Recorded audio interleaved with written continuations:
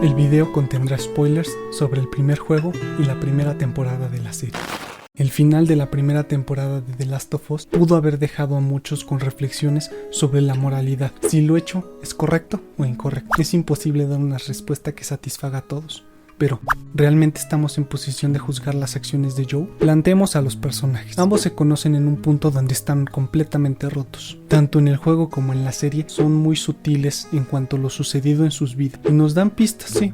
Algunas cosas más notorias que otras, pero todas nos ayudan a entender un poquito mejor a estos personajes. Empecemos con él. Al contarnos su último encuentro con Riley y en una búsqueda por sobrevivir, Ellie hace lo único que podía hacer.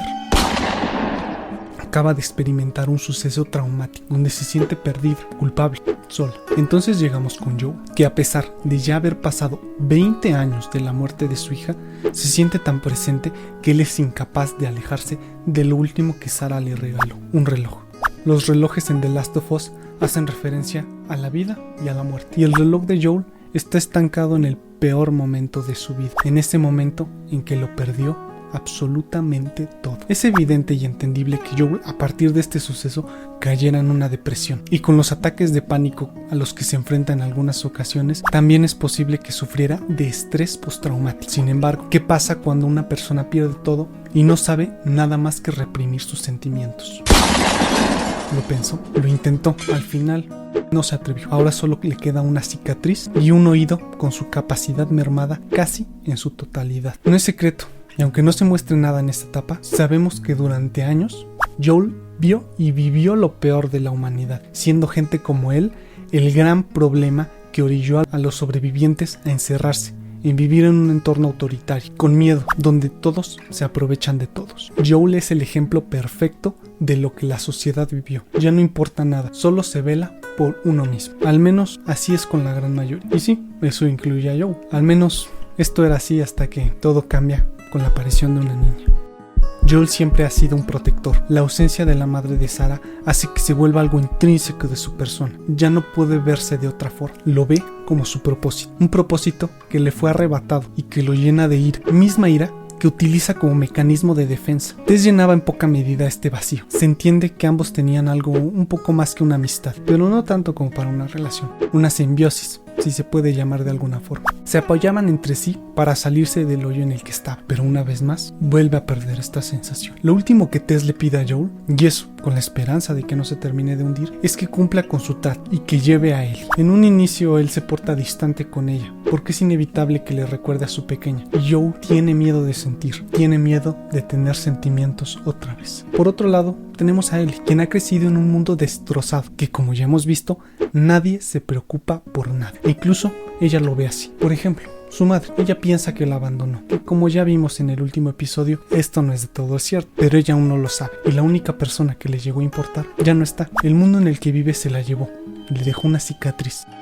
Al igual que Joel, Ellie ya no tiene a nadie más, y bueno, eso si es que en realidad alguna vez tuvo a alguien. Aquí es donde ya podemos ver de dónde vienen las personalidades de nuestros protagonistas. A pesar de los miedos, de los traumas y esa sensación de soledad, Ellie y Joel poco a poco van rindiéndose ante el otro. Encuentran entre sí aquello que los llenaría. Por primera vez Ellie encontró a alguien que no la abandonó. Eso con todo y lo difícil que era para él enfrentarse a los sentimientos. Y Joel ahora encontró una segunda oportunidad. Puede ser nuevamente ese protector que siempre había sido y que parecía ya no ser. Una vez más se permitió sentir. Empiezan a planear un mundo después de hacer la vacuna. Lo que no contaban, aunque bueno, ella pareciera que lo intuye un poco, era que eso los llevaría a la muerte de él. Y por supuesto, visto desde una perspectiva ética, la muerte de una niña para potencialmente salvar millones es una respuesta muy sencilla. Pero con lo moral no es tan simple. Aquí es donde entra lo que nos hace humanos y la razón por la que los personajes se sienten tan real. Joel, como cualquier padre, hizo lo necesario para salvar a su hija. Porque sí, en este punto de la historia ya son familia. Y los dos se ven de esa forma. Ellos ya han cambiado, pero su entorno no. Y es normal sentir empatía por estos personajes. Los hemos acompañado en toda su travesía. Pero sus siguientes acciones no son lo que uno querría hacer. Estas acciones considero si están mejor planteadas en el juego. Y únicamente por el factor que distinga a estos dos medios. La interacción. Te hace sentir que tú eres quien hace eso. No hay otra forma de avanzar. Si no realizas la masacre con Joel, no avanzas. Muchos incluso preferirían no hacerlo. A estas alturas, la pregunta no es si fue moral o ético el acto atroz de Joel, Si no, siquiera existe la moralidad en una decisión así. ¿O por qué no juzgar a la madre de Ellie por mentir sobre la mordida en su nacimiento? Es muy fácil juzgar y determinar si está bien o mal como un tercero. La vida no es blanco y negro. No hay buenos ni malos. No hay héroes ni villanos. Hay muchos matices, pero enfrentémoslo. Nada nos garantiza que no actuaríamos de la misma forma, incluso sabiendo el acto terrible que estamos cometiendo. Es egoísta, sí, pero también es una decisión tomada desde la perspectiva que la humanidad ya está rota y ninguna vacuna va a curarnos de eso. Joel ve la realidad de esta forma, prefiere ser egoísta, incluso engañando a Ellie, haciéndole creer que incluso ella no es especial. El final lo veo como una genialidad, sin decir más que un ok, nos da a entender que Ellie no cree la versión de Joel, no sabe lo que ocurrió y no le importa. Lo único que le importa en este punto es que no la abandonó y que sabe que probablemente hizo actos terribles para sacarla de ahí.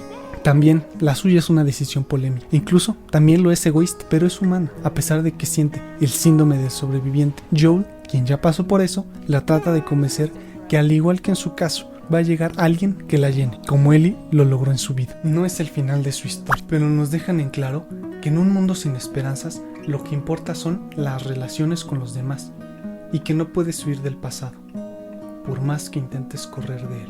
Espero les haya gustado el video y que hayan disfrutado de la serie o el juego, tanto como yo.